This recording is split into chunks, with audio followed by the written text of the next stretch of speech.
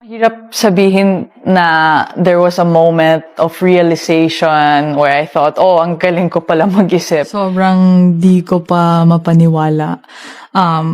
Maraming salamat sa suporta. At sana patuloy yung suporta niyo sa...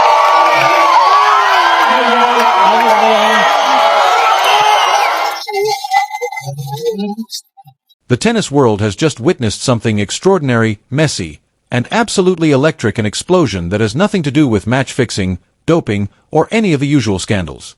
Instead, it exposes something far more insidious, the relentless, suffocating pressure placed on young stars the moment they dare to shine. At the center of this firestorm is Alexandria, a 20-year-old from the Philippines, whose rise has captured attention and stirred controversy. In a twist nobody expected, the greatest fighter tennis has ever known has stepped into the ring beside her, refusing to back down. Welcome back to Cortiva Tennis, where we don't just report the news, we dissect it, analyze it, and call it exactly as we see it. Over the next few minutes, we'll explore one of the most compelling stories the sport has produced in years. This isn't about one match, one loss, or even one player. It's about the future of tennis, the toxicity of social media, the power of mentorship, and a rematch that's set to explode across screens in less than 24 hours. If you thought the drama ended when Alexandria ELO walked off the court in Auckland after a semi-final loss, you weren't paying attention. What happened there was only the beginning. The opening act set the stage, but what happened next sent shockwaves through the tennis world. Viral backlash erupted online, Rafael Nadal delivered a thunderous response, and a brutal rematch against Donna Vekic confirmed for the Kwong Classic became the main event no one could ignore. The scene was Auckland, New Zealand, on January 10, 2026, during the ASB Classic, where the tournament found its Cinderella story in Alexandra Ella.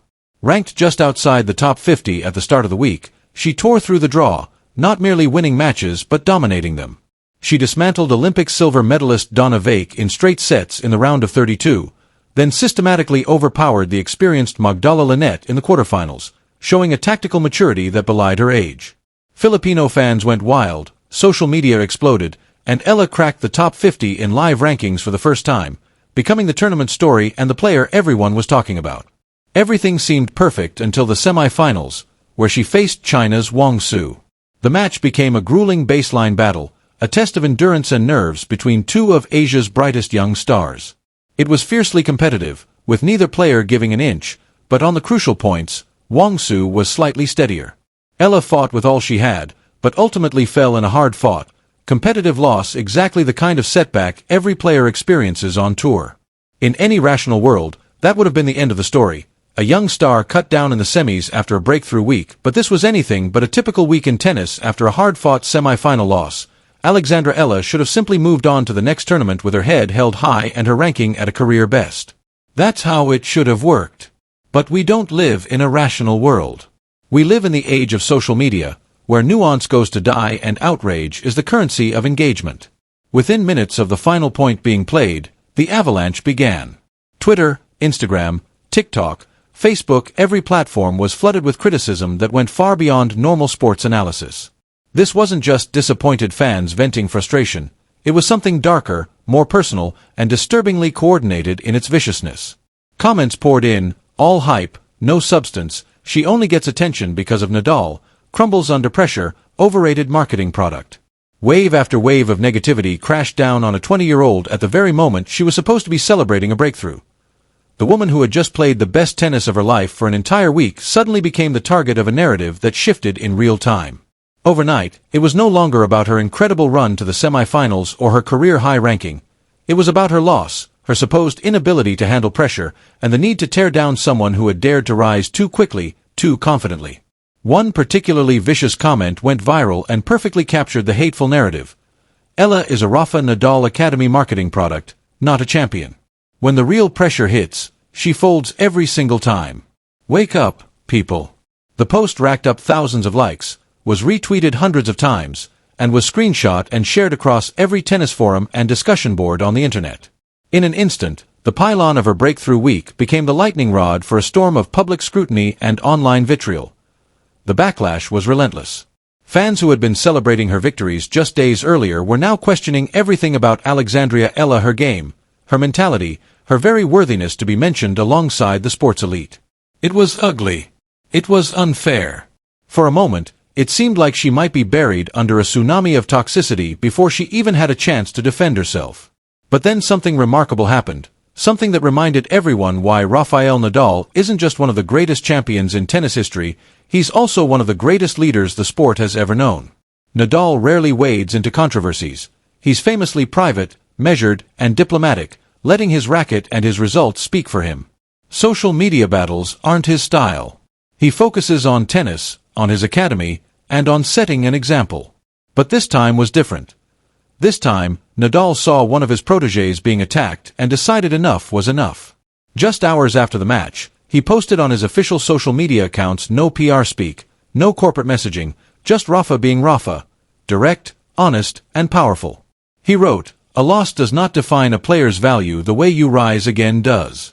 Tennis needs that spirit, not imposed stereotypes. Keep fighting, EALA." Pause for a moment, this wasn't a casual message of support. This was a calculated, purposeful statement from someone who knows exactly what it feels like to be in EALA's position. Nadal has lost matches, finals, and entire seasons to injury. He has faced critics who questioned whether he was finished. And yet, he always came back, always fought. With this post, he was reminding everyone, and most importantly EALA herself, that resilience, courage, and the will to rise again are what truly define a champion. Tennis is a long game, and Nadal's message made that perfectly clear. One result means nothing in the grand scheme of a career. What truly matters is how you rise again. This is the warrior mentality that has defined Nadal's entire career. He doesn't dwell on excuses or self-pity. He values resilience, character, and the way a player responds when things don't go their way. He was telling EALA that this very moment, how she handles adversity, is far more important than the match she lost. And then came the knockout punch. Tennis needs that spirit, not imposed stereotypes. With those words, Nadal called out the toxic culture that had attacked his student. He wasn't subtle, he was directly confronting the stereotype that young players, particularly young women from underrepresented regions, are mentally fragile, and that those who train at elite academies are manufactured products rather than genuine competitors. Using his enormous platform, Nadal was saying loud and clear that character, courage, and determination are what define a player, not online vitriol or shallow assumptions.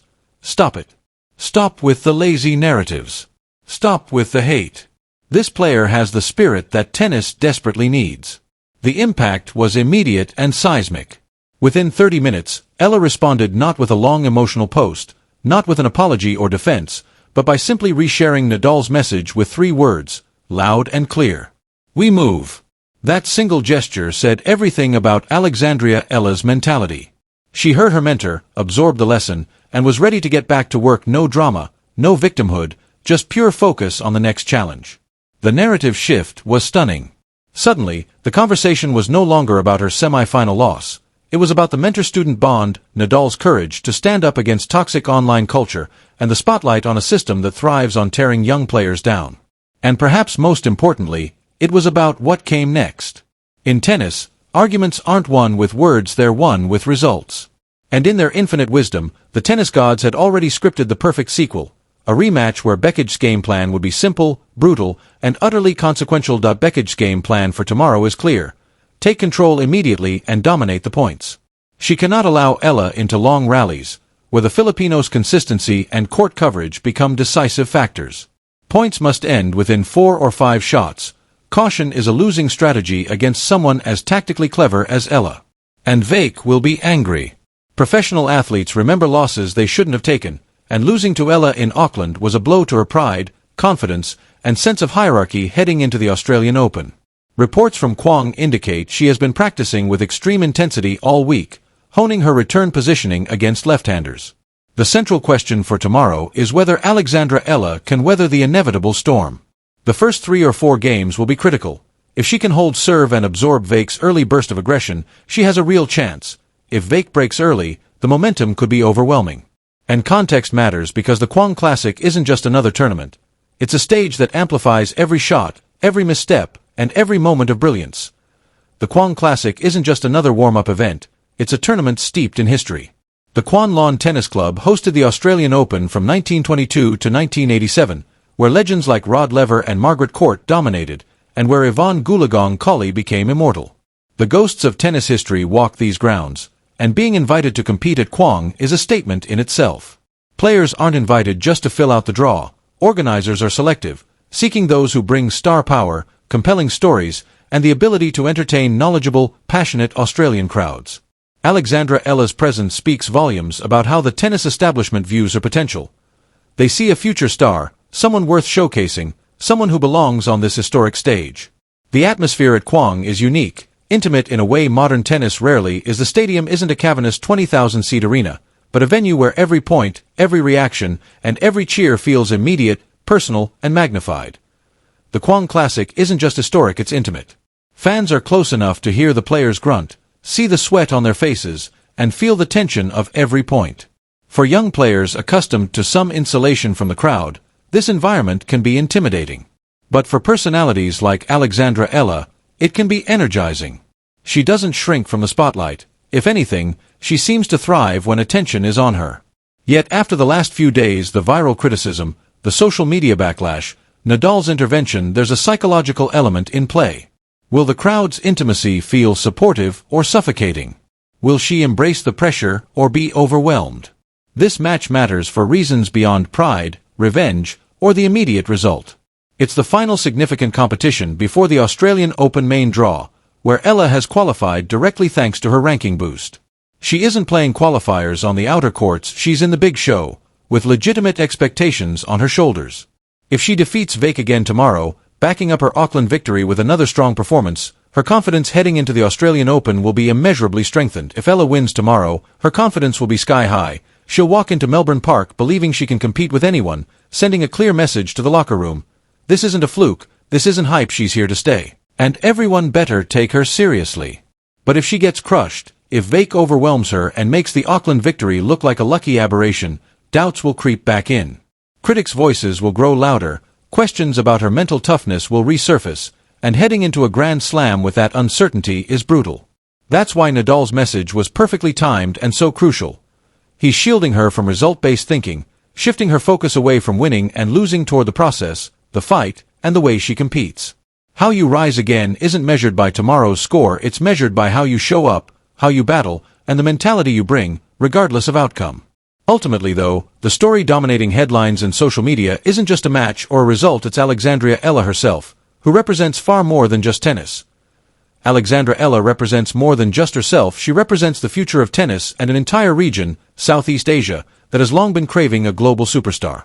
There have been great Asian players before Lena winning Grand Slams, Ka Shakuri reaching a US Open final, Yung Chin Win capturing Olympic gold, but the Philippines has never produced a tennis star at the very highest level. Ella has the chance to change that, to become the first Filipino to genuinely compete for major titles and to inspire a generation of kids back home to pick up a racket.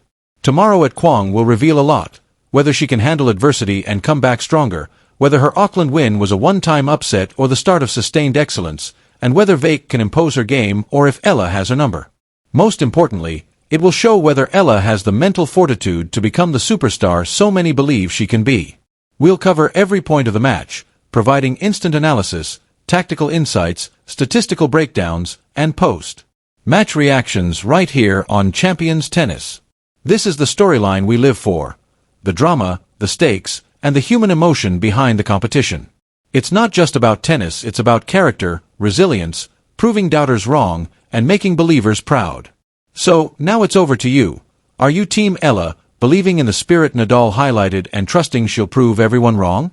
Or are you Team Vake, backing the veteran to exact revenge and show that experience and power will triumph over youth and tactics? Do you think Nadal's public defense was the right move, or do you believe it's too much pressure on a young player still finding her place in the sport? What do you think? Was the criticism Ella received justified, or was it completely over the line? What does this match mean for the future of Asian tennis? I want to hear every single one of your thoughts. Let's get a real conversation going in the comments, because that's what builds a community. While you're down there, demolish that like button so hard YouTube has to check if their servers can handle it. It helps the algorithm, which helps the channel grow, which means we can keep bringing you in-depth, passionate tennis coverage you won't find anywhere else. If you haven't subscribed yet, what are you waiting for? You're already invested in this story. Hit that subscribe button and join the Champions Tennis family, the fastest growing tennis community on YouTube. We don't sugarcoat things or give sanitized, corporate-approved takes. We give you the real story, the human drama that makes tennis more than just a sport. Turn on those notifications so you don't miss tomorrow's post-match analysis, which will break down every point, explain what it means, and explore where both players go from here. Tennis is at its best when the stakes are personal, when matches matter beyond rankings and prize money, when genuine emotion is involved. That's what we have tomorrow. The game doesn't end with a handshake at the net, it ends when we stop talking about it, when we stop caring, when we move on. But we're not moving on. We're staying right here, invested in the story, ready to witness history, heartbreak, or maybe both. That's what being a tennis fan is all about. That's why we do this. Stay passionate, stay engaged, and I'll see you tomorrow with the fallout from what promises to be an unforgettable match. Sobrang di ko pa mapaniwala. Maraming salamat sa suporta. Sana patuloy yung suporta niyo sa akin at After 1 year outside of the tour, I think it's the right moment to be back. I have been working